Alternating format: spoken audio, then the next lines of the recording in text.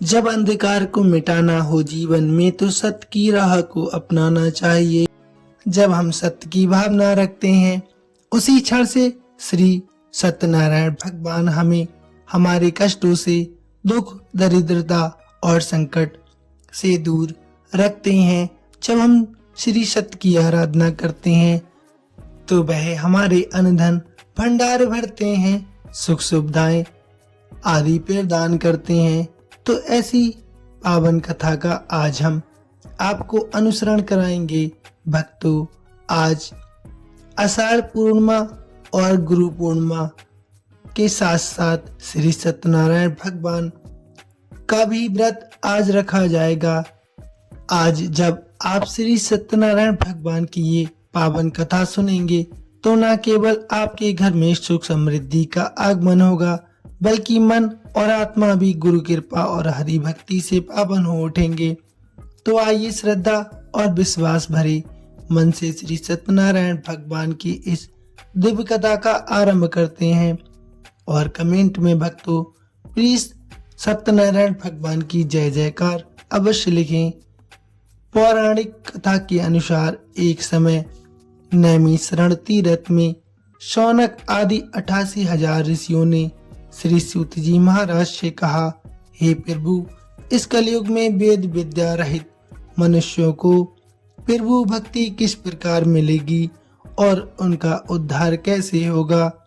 हे मुनि श्रेष्ठ, कोई ऐसा तप कहिए जिससे थोड़े समय में पुण्य प्राप्त होवे और मनोवांछित फल मिल जावे। ऐसी कथा को सुनने की हमारी बहुत तीव्र इच्छा है। सर्वशास्त्र ज्ञाता सूत जी महाराज बोले, हे वैष्णवों में पूज्य, आप सभी ने प्राणियों की हित की बात पूछी है, इसलिए मैं एक श्रेष्ठ व्रत को आप लोगों को बताऊंगा जिससे नारद जी लक्ष्मी नारायण जी से पूछा था और लक्ष्मीपति ने मुनि श्रेष्ठ नारद जी से कहा था, आप इसे ध्यान से सुनिए। एक समय की बात है, योगी राज नारद जी दूसरों की हित की चिंता के लिए अनेकों लोकों में घूमते हुए मृत्यु लोक आ पहुँचे। यहाँ पर उन्होंने अनेक योनियों में जन्मे प्राय सभी मनुष्यों को अपने कर्मों द्वारा अनेकों दुखों से पीड़ित देखा। उनका दुख देख नारद जी सोचने लगे कि कैसा यत्न किया जाए जिसके करने से निश्चित रूप से मानव के दुखों का अंत हो जाए। इसी विचार पर मनन करते हुए वह विष्णु लोक में गए। वहाँ देवों के इष्ट भगवान श्री नारायण की स्तुति करने लगे। स्तुति करते हुए नारद जी बोले, हे भगवान, आप अत्यंत शक्ति से संपन्न हैं। मन तथा वाणी भी आपको नहीं पा सकती है। आपका यदि मद तथा अंत नहीं है। निर्गुण स्वरूप सृष्टि के कारण भक्तों के दुखों को दूर करने वाले आपको मेरा कोटि कोटि प्रणाम है।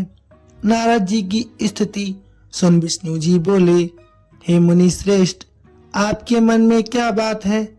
आप किस कारण यहाँ पर पधारे हैं? निसंकोच कहो।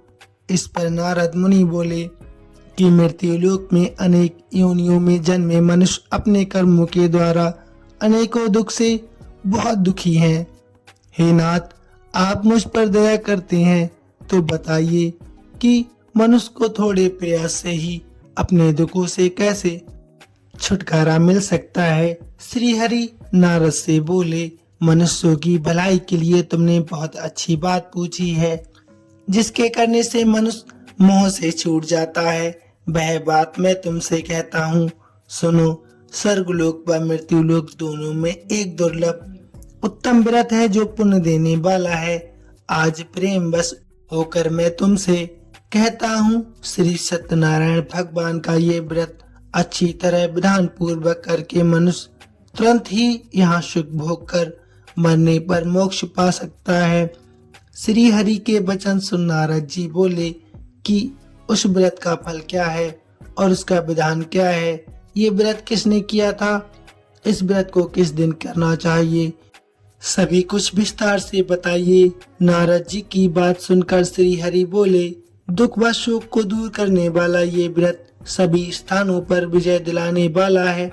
मानव को भक्ति व श्रद्धा के साथ शाम को श्री सत्यनारायण भगवान की पूजा धर्मपरायण होकर ब्राह्मणों व बंधुओं के साथ करनी चाहिए। भक्तिभाव से ही नैवेद्य, केले का फल, घी, दूध और गेहूं का आटा सवाया लेना चाहिए। गेहूं के स्थान पर साठी का आटा, शक्कर तथा गुड़ लेकर वह सभी भक्षण भोग जो खाने योग्य हों मिलाकर भगवान को भोग लगाना चाहिए। ब्राह्मणों सहित बंधु बांधुओं को भी भोजन करवाना चाहिए। उसके बाद स्वयं प्रसाद ग्रहण कर भोजन करना चाहिए। भजन कीर्तन के साथ भगवान की भक्ति में लीन हो जाना चाहिए। इस तरह से श्री सत्यनारायण भगवान का ये व्रत करने पर मनुष्य की सारी इच्छाएं निश्चित रूप से पूरी होती हैं। इस कली काल अर्थात कलयुग में मृत्यु लोक में मोक्ष का यही एक सरल उपाय बताया गया है।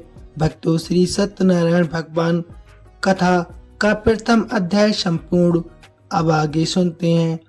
द्वितीय अध्याय, प्रेम से बोलिए श्री सत्यनारायण भगवान की जय।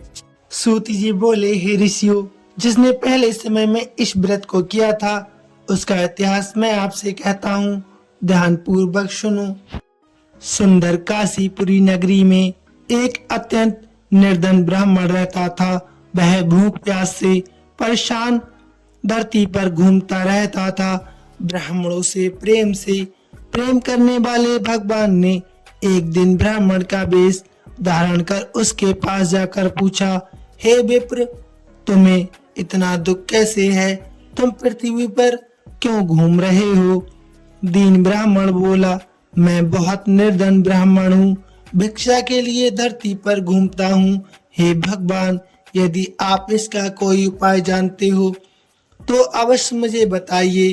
वृद्ध ब्राह्मण ने कहा कि सत्यनारायण भगवान मनोवांछित फल देने वाले हैं, इसलिए तुम उनका पूजन करो। इसे करने से मनुष्यों को सभी दुख और पाप से मुक्ति मिलती है। वृद्ध ब्राह्मण बनकर आए सत्यनारायण भगवान उस निर्धन ब्राह्मण को व्रत का सारा विधि विधान बताकर अंतर्ध्यान हो गए। ब्राह्मण ने मन ही मन सोचने लगा कि जिस व्रत को वृद्ध ब्राह्मण करने को कह गया है मैं उसे जरूर करूंगा। ये निश्चय करने के बाद उसे रात में नींद नहीं आई। वह सवेरे उठकर सत्यनारायण भगवान के व्रत का निश्चय कर भिक्षा के लिए चला गया। उस दिन निर्धन ब्राह्मण को भिक्षा में बहुत सा धन मिल गया, जिससे उसने बंधु बांधुओं के साथ मिलकर श्री सत्यनारायण भगवान का व्रत संपन्न किया। व्रत संपन्न करने के बाद निर्धन ब्राह्मण सभी दुखों से छूट गया और अनेक प्रकार की संपत्तियों से युक्त हो गया। उसी समय से ये ब्राह्मण हर माह इस व्रत को करने लगा। इस तरह से सत्यनारायण भगवान के व्रत को जो मनुष्य करेगा वह सभी प्रकार के पापों से छूटकर मोक्ष को प्राप्त होगा। जो मनुष्य इस व्रत को करेगा वह भी सभी दुखों से मुक्त हो जाएगा। सूत जी बोले कि इस तरह से नारद जी से नारायण जी का कहा हुआ श्री सत्यनारायण व्रत को मैंने तुमसे कहा। हे विप्रो, मैं अब और क्या बोलूं? ऋषि बोले, हे मुनिवर, संसार में उस विप्र से सुनकर किस किस ने इस व्रत को किया, हम सब इस बात को सुनना चाहते हैं। इसके लिए हमारे मन में श्रद्धा का भाव है। सूत जी महाराज बोले, तो ध्यान से सुनो। एक समय वहीं विप्र धन व ऐश्वर्य के अनुसार अपने बंधु बांधुओं के साथ इस व्रत को करने को तैयार हुआ। उसी समय एक लकड़ी बेचने वाला बूढ़ा आदमी वहां पर आया और लकड़ियां बाहर रखकर अंदर ब्राह्मण के घर में गया। प्यास से दुखी वह लकड़हारा उनके व्रत करते देख विप्र को नमस्कार कर पूछने लगा कि आप ये क्या कर रहे हैं तथा इसे करने से क्या फल मिलेगा, कृपया मुझे भी बताइए। ब्राह्मण ने कहा, सब मनोकामनाओं को पूर्ण करने वाला ये श्री सत्यनारायण भगवान का व्रत है। इनकी कृपा से ही मेरे घर में धन धान की आदि वृद्धि होती है। विप्र से सत्यनारायण व्रत के बारे में जानकर लकड़हारा बहुत प्रसन्न हुआ। चरणामृत लेकर प्रसाद खाकर अपने मन में विचार करके अपने घर चला गया और उसने संकल्प किया कि आज लकड़ी बेचने से जो भी धन मिलेगा उसी से श्री सत्यनारायण भगवान का ये उत्तम व्रत मैं अवश्य करूंगा। मन में इस विचार को लेकर बूढ़ा आदमी सिर पर लकड़ियां रखकर उस नगर में बेचने गया जहां धनी लोग ज्यादा रहते थे। उस नगर में उसे अपनी लकड़ियों के दाम 4 गुना ज्यादा प्राप्त हुए। बूढ़ा प्रसन्नता के साथ ज्यादा दाम लेकर केले, शक्कर, घी, दूध, दही और गेहूं का आटा आदि सत्यनारायण भगवान के व्रत की सामग्री घर लेकर आ गया। वहां उसने अपने बंधु बांधवों को बुलाकर विधि विधान से सत्यनारायण भगवान का पूजन और व्रत किया।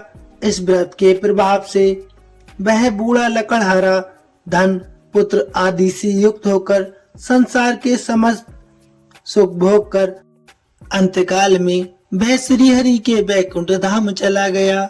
भक्तों, दूसरा अध्याय संपूर्ण। प्रेम से बोलिए श्री सत्यनारायण भगवान की जय। आइए अब सिमरन करते हैं श्री सत्यनारायण भगवान कथा का अध्याय 3। भक्तों, प्रेम से और सच्ची भावना से हमें श्री सत्यनारायण व्रत कथा को संपूर्ण ही सुनना चाहिए। तो आपसे अनुरोध है कि आप संपूर्ण ही कथा सुने। आइए भक्तों, शुरू करते हैं। सूत जी महाराज बोले, श्रेष्ठ मुनियों, अब आगे की कथा मैं तुमसे और कहता हूँ। पहले समय की बात है, उल्का मुख नाम का एक बुद्धिमान राजा रहता था। वह सतवक्ता और जितेंद्रिय था। प्रतिदिन देव स्थानों पर जाता और निर्धनों को धन दान करता था, उनके कष्ट भी दूर करता था। उसकी पत्नी कमल के समान मुख वाली सती साध्वी थी। भद्रशिला नदी के तट पर उन दोनों ने श्री सत्यनारायण भगवान का व्रत किया। उसी समय एक साधु वैश्य आया। उसके पास व्यापार करने के लिए उसके पास बहुत सा धन था। राजा को व्रत करते देखकर वह विनय के साथ पूछने लगा, हे राजन, भक्ति भाव से पूर्ण होकर आप ये क्या कर रहे हैं? मैं सुनने की इच्छा बहुत रखता हूँ, आप कृपा करके मुझे बताइए। राजा बोला, हे साधु, अपने बंधु बांधवों के साथ पुत्र आदि प्राप्ति के लिए एक महाशक्तिमान श्री सत्यनारायण भगवान का व्रत व पूजन कर रहा हूँ। राजा के वचन सुन साधु आदर से बोला, हे राजन, इस व्रत का मुझे सारा विधान बता दीजिए। आपकी कथा अनुसार मैं इस व्रत को अवश्य करूँगा। मेरी भी कोई संतान नहीं है और इस व्रत को करने से निश्चित रूप से मुझे संतान की प्राप्ति होगी। राजा से व्रत का सारा विधान सुन व्यापार से निर्भत होकर वह अपने घर गया।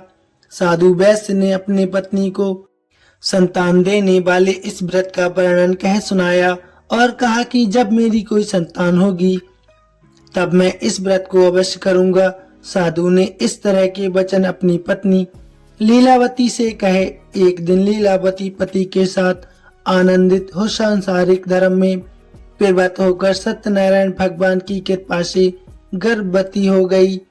10वें महीने में उसके गर्भ से एक सुंदर कन्या ने जन्म लिया। दोनों दिन वह ऐसे बढ़ने लगी कि जैसे शुक्ल पक्ष का चंद्रमा बढ़ता है। माता पिता ने अपनी कन्या का नाम कलावती रखा। एक दिन लीलावती ने मीठे शब्दों में अपने पति को याद दिलाया कि आपने श्री सत्यनारायण भगवान के जिस व्रत को करने का संकल्प किया था उसे करने का समय आ गया है। आप इस व्रत को करिए। साधु बोला, हे प्रिय, इस व्रत को मैं उस समय करूंगा जब अपनी पुत्री का मैं विवाह करूंगा। इस प्रकार अपनी पत्नी को आश्वासन देकर वह नगर को चला गया। कलावती पिता के घर में रहे।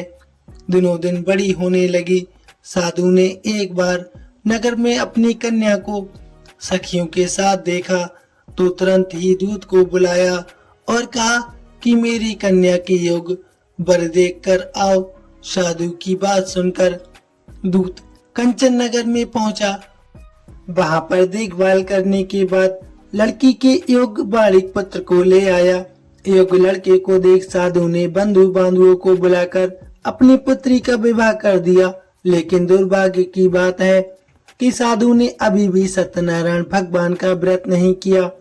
इस पर श्री भगवान क्रोधित हो गए और श्राप दिया कि साधु को अत्यधिक दुख मिले। अपने कार्य में कुशल साधु बनिया जमाई को लेकर समुद्र के पास स्थित होकर रत्नासारपुर नगर में गया। वहां जाकर दामाद ससुर दोनों मिलकर चंद्रकेतु राजा के नगर में व्यापार करने लगे। एक दिन भगवान सत्यनारायण की माया से एक चोर राजा का धन चुराकर भाग रहा था। उसने राजा के सिपाहियों को अपने पीछे आते देखकर वह धन वहां रख दिया जहां पर साधु अपने जमाई के साथ ठहरा हुआ था। राजा के सिपाहियों ने साधु वैश्य के पास राजा का धन देखा तो वह ससुर जमाई दोनों को बांधकर प्रसन्नता से राजा के पास ले गए और राजा से कहा आगे की कार्रवाई की आज्ञा दें। राजा की आज्ञा से उन दोनों को कठिन कारावास में डाल दिया गया और उनका सारा धन भी उनसे छीन लिया गया। श्री सत्यनारायण भगवान के श्राप से साधु की पत्नी बहुत दुखी हो गई। घर में जो धन रखा था उसे चोर चुरा कर ले गए। शारीरिक तथा मानसिक पीड़ा व भूख प्यास आदि से दुखी होकर अन्न की चिंता में कलावती एक ब्राह्मण के घर गई। वहां उसने श्री सत्यनारायण भगवान का व्रत होते देखा, फिर कथा भी सुनी। वह प्रसाद ग्रहण कर रात को घर वापस आई। माता ने कलावती से पूछा कि हे पुत्री, अब तुम कहाँ थी? तेरे मन में क्या है? कलावती ने अपनी माता से कहा, हे माता, मैंने एक ब्राह्मण के घर में श्री सत्यनारायण भगवान का व्रत होते देखा है। कन्या के वचन सुन लीलावती भगवान के पूजन की तैयारी करने लगी। लीलावती ने परिवार व बंधुओं सहित सत्यनारायण भगवान का पूजन किया और उसने वर मांगा कि हे प्रभु, मेरे पति तथा जमाई शीघ्र घर आ जाएं। साथ ही ये भी प्रार्थना की कि हमसे जो अनजाने में अपराध हुआ है आप उसे क्षमा करें। श्री सत्यनारायण भगवान इस व्रत से संतुष्ट हो गए और राजा चंद्रकेतु को सपने में दर्शन देकर कहा, हे राजन, तुम उन दोनों वैश्यों को छोड़ दो और तुमने उनका जो धन लिया है उसे वापस कर दो। अगर तुमने ऐसा नहीं किया तो मैं तुम्हारा धन, राज व संतान सभी को नष्ट कर दूंगा। राजा को ये सब कहकर भगवान अंतर्ध्यान हो गए। प्रातःकाल सभा में जाकर राजा ने अपना सपना सुनाया। बोले कि बड़े पुत्रों को कैद से मुक्त कर सभा में लाओ। दोनों ने आते ही राजा को प्रणाम किया। राजा मीठी वाणी में बोला, हे महानुभावों, भाग्यवश ऐसा कठिन दुख तुम्हें प्राप्त हुआ है, लेकिन अब तुम कोई भी भय मत रखो। ऐसा कह राजा ने उन दोनों को नए वस्त्र आभूषण दिए और जितना धन उनका लिया था उससे दुगना धन वापस कर दिया। दोनों वैश्य अपने घर को चल दिए। कथा अध्याय तृतीय समाप्त। प्रेम से बोलिए सत्यनारायण भगवान की जय। आइए भक्तों, अब शुरू करते हैं चतुर्थ अध्याय। सूत जी महाराज बोले, वैश्य ने मंगलाचार कर अपनी यात्रा आरंभ की और अपने नगर की ओर चल दिया। उनके थोड़ी दूर जाने पर एक दांडी वेशधारी श्री सत्यनारायण जी ने उनसे पूछा, हे साधु, तेरी नाव में क्या है? अभी बाड़ी बाड़िक हंसता हुआ बोला, हे दांडी, आप क्यों पूछते हो?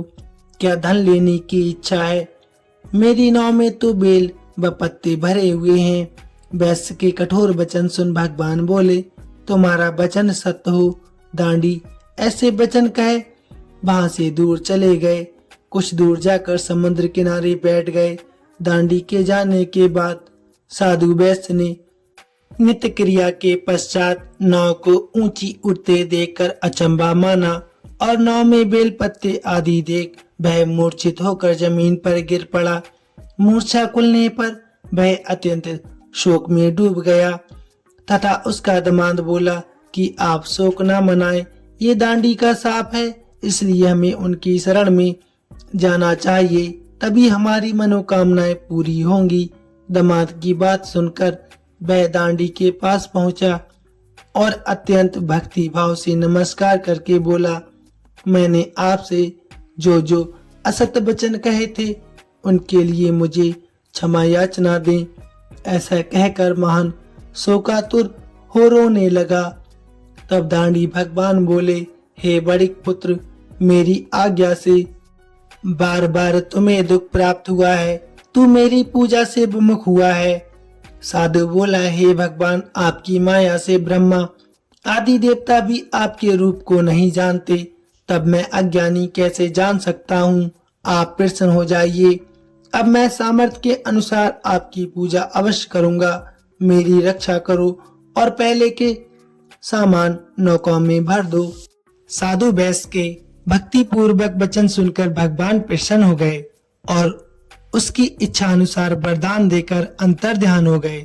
ससुर जमाई जब नाव पर आए तब उन्होंने नाव धन से भरी हुई देखी। फिर वहीं अपने अन्य साथियों के साथ सत्यनारायण भगवान का पूजन कर अपने नगर को चल दिए। जब नगर के नजदीक पहुंचे तो उन्होंने दूत को घर पर खबर के लिए भेज दिया। दूत साधु की पत्नी को प्रणाम कर कहता है कि आपके पति और दामाद नगर के निकट आ गए हैं। दूत की बात सुन साधु की पत्नी लीलावती ने बड़े हर्ष के साथ सत्यनारायण भगवान का पूजन कर अपनी पुत्री कलावती से कहा कि मैं अपने पति के दर्शन को जाती हूँ, तू कार्य पूर्ण कर शीघ्र आ जाना। माता के ऐसे वचन सुन कलावती जल्दी में प्रसाद छोड़कर अपने पति के पास चली गई। प्रसाद की अवज्ञा के कारण श्री सत्यनारायण भगवान जी बहुत रुष्ट हो गए और नाव सहित उसके पति को पानी में डुबो दिया। कलावती अपने पति को बहाना पाकर रोती हुई जमीन पर गिर गई। नौका को डूबा हुआ देख वह कन्या को रोता देख साधु दुखी होकर बोला कि हे प्रभु, मुझसे या मेरे परिवार से जो भी भूल हुई है उसे क्षमा करें। साधु के दीन वचन सुनकर श्री सत्यनारायण भगवान प्रसन्न हो गए और आकाशवाणी हुई, हे साधु, तेरी कन्या मेरे प्रसाद को छोड़कर आई है, इसलिए उसका पति अदृश्य हो गया है। यदि वह घर जाकर प्रसाद खाकर लौटती है तो उसे उसका पति अवश्य मिलेगा। ऐसी आकाशवाणी सुन कलावती घर पहुंचकर प्रसाद ग्रहण करती है और फिर आकर अपने पति के दर्शन करती है। उसके बाद साधु अपने बंधु बांधुओं सहित श्री सत्यनारायण भगवान की विधि विधान से पूजन करता है तथा इस लोक से सुख भोग कर वह अंत में स्वर्ग को जाता है। चतुर्थ अध्याय संपूर्ण। प्रेम से बोलिए श्री सत्यनारायण भगवान की जय। आइए भक्तों, अब सुनते हैं पंचम अध्याय। सूत जी महाराज बोले, हे ऋषियों, मैं और भी एक कथा आपको सुनाता हूँ, उसे भी ध्यान पूर्वक सुनो।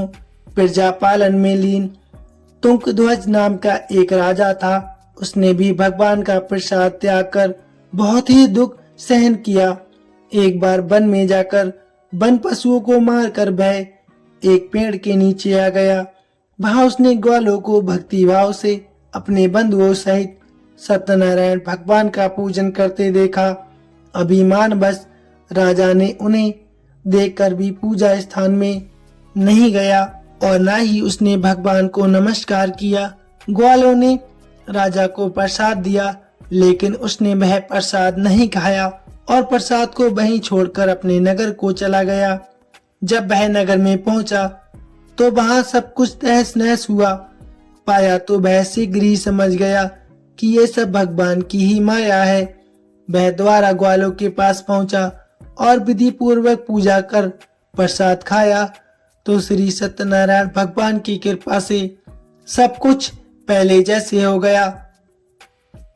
दीर्घ काल तक सुख भोगने के बाद मरणोपरांत उसने स्वर्गलोक की प्राप्ति की। जो मनुष्य परम दुर्लभ इस व्रत को करेगा तो भगवान सत्यनारायण की अनुकंपा से उसे धन दान की प्राप्ति होगी। निर्धन धनी हो जाता है और भय मुक्त हो जीवन बिताता है। संतानहीन को संतान प्राप्ति होती है और सारे मनोरथ पूर्ण होने के बाद वह मानव अंतकाल में वैकुंठ धाम को चला जाता है। सूत जी महाराज बोले, जिन्होंने पहले इस व्रत को किया, अब उनके दूसरे जन्म की कथा मैं तुमसे कहता हूँ। वृद्ध सदानंद ब्राह्मण ने सुदामा का जन्म लेकर मोक्ष की प्राप्ति की। लकड़हारे ने अगले जन्म में निषाद बनकर मोक्ष प्राप्त किया। उल्कामुख नाम का राजा दशरथ होकर बैकुंठ को चला गया। साधु नाम के वैश्य ने मोरध्वज बनकर अपने पुत्र को आरे से चीरकर मोक्ष पाया। महाराज तुंगध्वज ने स्वयंभू होकर भगवान में भक्ति युक्त हो कर्म कर मोक्ष प्राप्त किया। भक्तों, पंचम अध्याय संपूर्ण। प्रेम से बोलिए श्रीमन नारायण नारायण, भजमन नारायण नारायण। श्री सत्यनारायण भगवान की जय। संपूर्ण कथा का अनुसरण करने वाले सभी भक्तों को श्री हरि श्री सत्यनारायण भगवान की असीम कृपा प्राप्त हो। वीडियो कैसी लगी प्लीज कमेंट में अवश्य बताइए। साथ ही लाइक सब्सक्राइब अवश्य करिए। साथ ही बेल आइकन दबाइए ताकि आपको हमारी अगली वीडियो का नोटिफिकेशन सबसे पहले मिले। धन्यवाद।